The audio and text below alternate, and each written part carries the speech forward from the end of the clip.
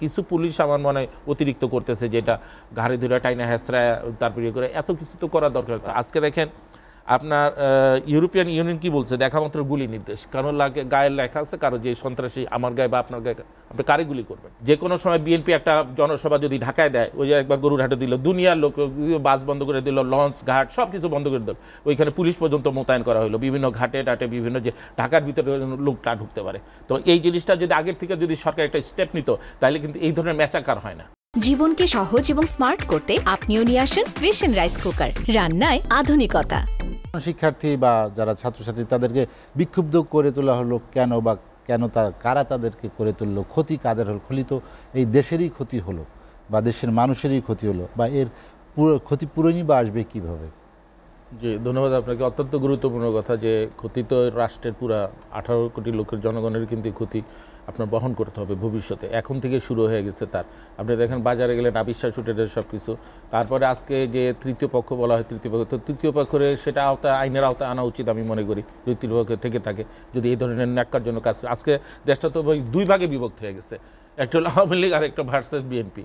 মানে ওই ফুটবল খেলায় একদিকে রাশিয়া থাকে, অথবা একদিকে আর্জেন্টিনা থাকে, অথবা আর্জেন্টিনা বা ম্যারাডোনা থাকে, এইরকম। তো এখন এইভাবে কি আমাদের 56,000 বর্গ মাইল, এখন কিছু জায়গা বৃদ্ধি পায় 1 লক্ষ বর্গ, তাহলে দুই ভাগ করে ওই যে সাইপ্রাসের মতো, পূর্ব আর পশ্চিম সাইপ্রাস বা তৈমুর আছে না, উত্তর তৈমুর, দক্ষিণ তৈমুর, তিমুর আর কি, যেটা স্বাধীন হলো পূর্ব তিমুর, এরকম আর কি। তো আমাদের কষ্ট যে ভাই দিন দিন আজকে দেখেন ফরেন ইনভেস্টমেন্ট যারা, আমি একজন ফরেনারের সাথে জাপানিজ ইনভেস্টরের সাথে আলাপ করছি, তারা নাখোশ এই ব্যাপারে, যে তারা যে এখানে তাদের কি এই সিকিউরিটি কে দিবে, এটা যে কোনো সময় সরকার চেঞ্জ হতে পারে, এবং যেই ধরনের হামলা টামলা হয়, বিভিন্ন ধরনের হয়, তাহলে আজকে দেখেন যে রেমিটেন্স আইসো, সেই রেমিটেন্সে কিন্তু আগে আপনি ইনসেন্টিভ দিত, সেটা বন্ধ হয়ে গেছে। এখন দেখা যায় হুন্ডির জমজমাট ব্যবসা।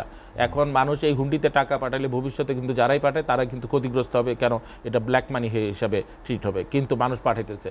এখন পরিমাণ এত কমছে যে রেমিটেন্স, যে মনে করেন গত কয়েক বছরের মধ্যে এত কমে না, এখন মানে যে পর্যায়ে চলে আসছে রেমিটেন্স। এর মধ্যে আপনি মনে করেন রিজার্ভ ফান্ড তো কমতেছে, যেটা আমাদের আপনার বিভিন্ন ইম্পোর্ট থাকে, তার থাকে বিভিন্ন ধরনের, যাদের সাথে লোন ছিল আমাদের, সামগ্রিক একটি প্রভাব পড়বে, সেটি সামগ্রিকভাবে মারাত্মক আকার ধারণ করবে। এই যে আমরা আজকে এই যে আন্দোলনের একটা অংশ দেখলাম হাইকোর্টের সামনে, দেশব্যাপী বিভিন্ন, তারপরে আপনার চিটাগাং আন্দোলন হয়েছে, রাজশাহী আন্দোলন হচ্ছে, এগুলি তো সরকারের এখন শান্তিভাবে সুন্দরভাবে গুটায় নিয়ে আসতে হবে। কিন্তু কিছু পুলিশ আমার মনে হয় অতিরিক্ত করতেছে, যেটা ঘাড়ে ধরে টাইনা হেসরা তারপরে করে এত কিছু তো করা দরকার। তার নামে যদি সে সন্দেহ করে বা করে, সে 54-এ তো তার অ্যারেস্ট করতেই পারে, সেইভাবে তার বুঝায় গাড়িতে উঠাইতে পারে, বা করে ঘাড় ধরে ঠেলা, চুল ধরে ঠেলা টাইনা, এটা তো বর্বরচরিত কাজ।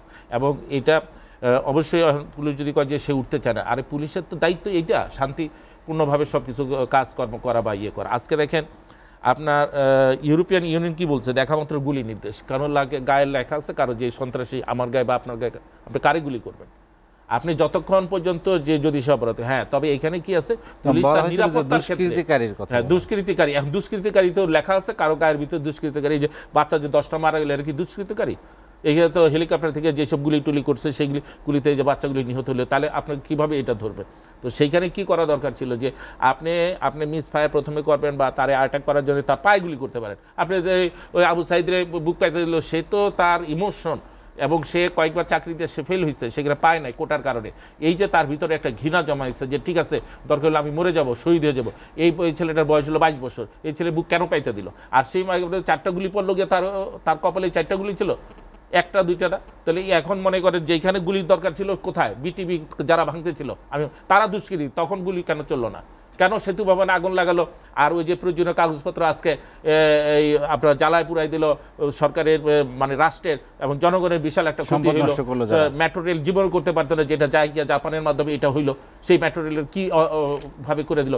এই মেট্রো রেলে মিনিমাম 2000 কোটি টাকায় 2টা স্টেশন করতে, আবার পুনরায় করতে। আর যদি আমি আমার ওয়াইফের সাথে আলোচনা, যদি টেম্পার কমে থাকে সেই পিলারগুলি, তাহলে কিন্তু আরও সময় লাগার সম্ভাবনা আছে, কারণ ট্রেন যখন 2-3 বার চলবে, তখন ক্র্যাক হয়ে নিচে পড়ে। তো যাই হোক, কিন্তু কথা হলো যে এই যে রাষ্ট্রের সম্পদ এইভাবে, কিন্তু যেই রাষ্ট্রের জনগণ একটা সস বানাইতে পারে না, পচা কুমড়া দিয়া, এরপর তেঁতুলের রস দিয়া তারপরে সস বানায়, বোতলে বাজারজাত করে, সেই রাষ্ট্রের লোক যদি এইভাবে ধ্বংসলীলা চালায়, কয়েক হাজার গাড়ি ভাঙ্গা হয়েছে, কয়েক হাজার অটো টেম্পো ভাঙা হয়েছে, কার এগুলি নষ্ট করল?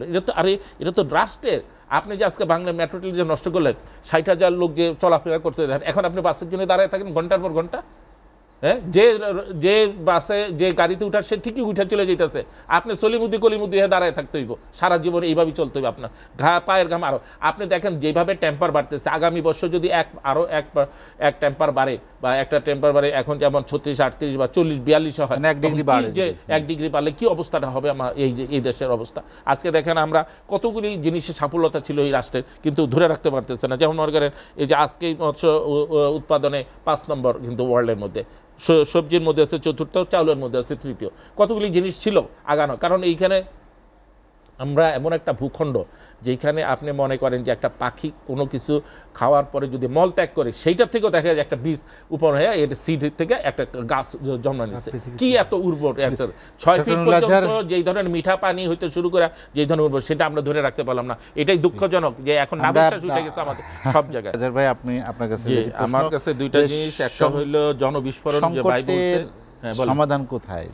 সমাধান তো এটা আল্লাহ পাক ছাড়া কেউ বলতে পারে না। তারপর আমি লাস্টে একটু বলতে চাই, তো উনি যে জনবিস্ফোরণ যেটা বলছে যে একদম ইয়ের আকারে আছে যে কোনো সময়, এটা আমার মনে পড়ে ফুজি মাউন্টেন। আমি এটার উপরে উঠছিলাম ভাই, বহুক্ষণ লাগছে, 2 ঘন্টার উপরে লাগছে।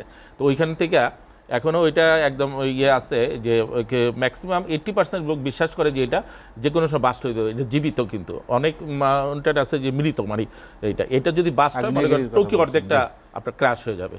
তো এই পর্যায়ে যদি থাকে বাংলাদেশ, তাহলে বুঝেন যে কী অবস্থায় আছে। আর আপা যে কথাগুলো যে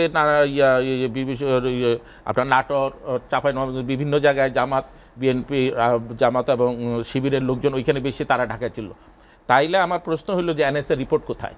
যে কোনো সময় বিএনপি একটা জনসভা যদি ঢাকায় দেয়, ওই যে একবার গরুরহাটে দিল, দুনিয়ার লোক বাস বন্ধ করে দিল, লঞ্চ ঘাট সব কিছু বন্ধ করে দিল, ওইখানে পুলিশ পর্যন্ত মোতায়েন করা হলো, বিভিন্ন ঘাটে টাটে বিভিন্ন যে ঢাকার ভিতরে লোকটা ঢুকতে পারে। তো এই জিনিসটা যদি আগের থেকে যদি সরকার একটা স্টেপ নিত, তাহলে কিন্তু এই ধরনের ম্যাচাকার হয় না এবং তারও সাহস পায় না ঢুকতে। তাহলে যদি জনসভার ক্ষেত্রে আপনারা করতে পারেন, তাহলে এইটা তো অবশ্যই এটা রিপোর্ট হয়েছে। আমি যতটুকু জানি, আমি কলকাতার কয়েকটা আমি এই নিউজও দেখলাম যে তাদের আগে ইনফর্ম করা হয়েছে, কিন্তু এটা মানে অতদূর তারা সিরিয়াসভাবে নেয় না যে এটা কি সামান্য ব্যাপার, ছাত্ররা করবো, ওই যে মনে করছে যে ছাত্ররা করবো, ছাত্রলীগ দিয়ে আমি দাবায় দেবো, এইরকম চিন্তা ভাবনা যাদের ছিল, তার কারণে এই জিনিসটা ঘটছে আমার ধারণা। আর তৃতীয় শক্তি যদি এটার সাথে জড়িত হয়ে থাকে, তৃতীয় শক্তিরে সেইভাবে এখানে আইনের আওতায় নিয়ে আসতে হবে, কারা এগুলি করতেছে।